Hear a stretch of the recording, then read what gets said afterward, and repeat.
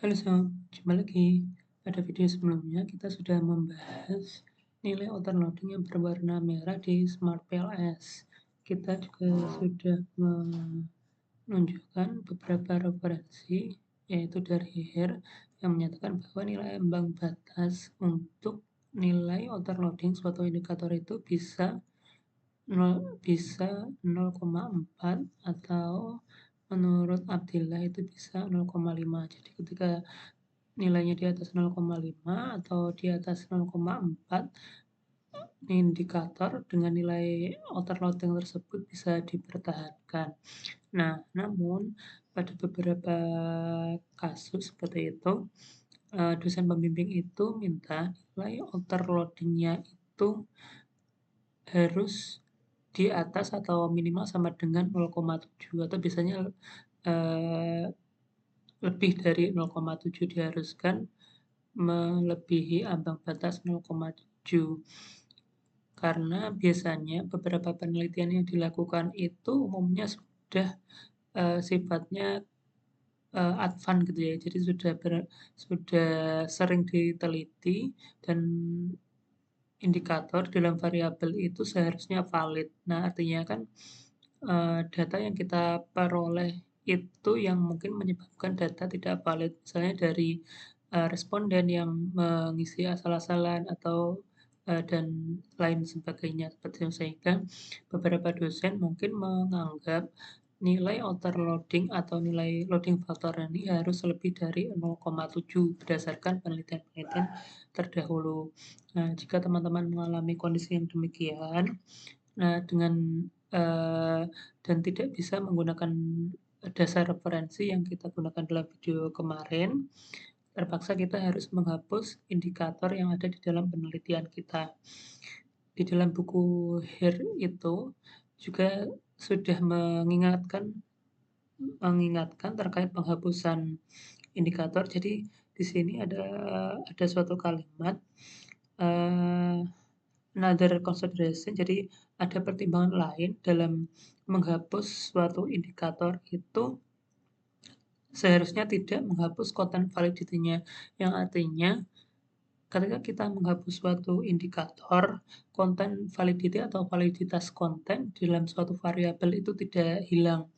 Misalnya, teman-teman nanti misalnya punya 5 indikator seperti itu ya. Kemudian ada 4 gitu, ada 4 yang overloading-nya berwarna merah sehingga harus dihapus.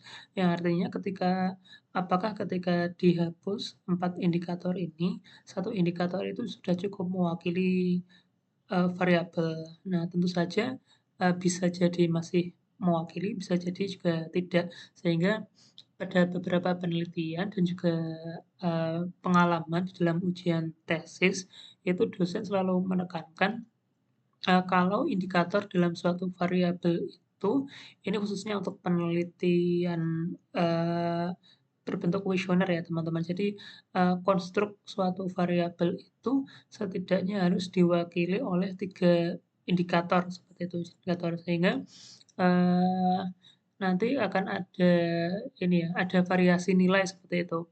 Kalau indikatornya cuma 2 kan dia cuma plus minus sehingga nanti seperti apa ya, antara -1 dan misalkan nilainya yang indikator 1 -1 kemudian indikator 2 +1 seperti kan jadi hilang ya teman-teman kalau kalau diakumulasikan. Sehingga kalau kata dosen penguji saya waktu itu minimal dalam suatu konstruk itu ada 3 indikator seperti itu. Sehingga nanti diusahakan teman-teman minimal untuk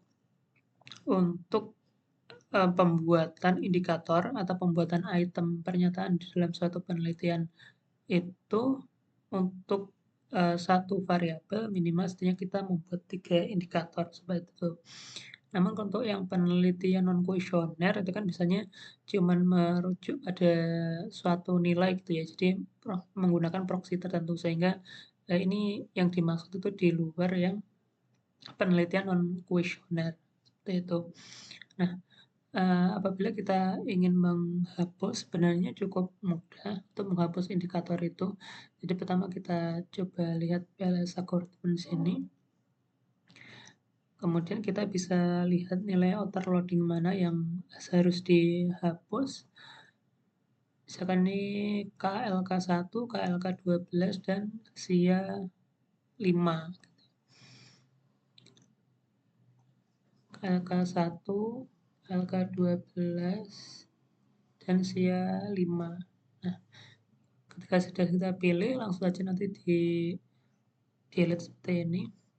Nah, seperti itu aja teman-teman. Jadi ketika sudah dihapus, kita jalankan lagi PLS algorithm map, dan seharusnya untuk outer loadingnya sudah tidak ada lagi yang berwarna merah seperti itu. Untuk menghapusnya tentu simpel seperti itu tadi ya teman-teman.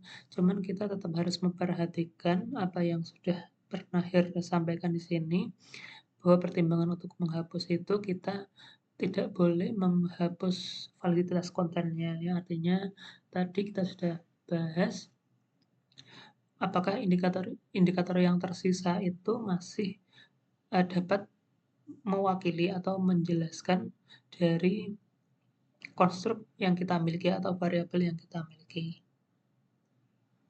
Seperti itu ya teman-teman. Mudah-mudahan bermanfaat. Sampai jumpa lagi. Dadah.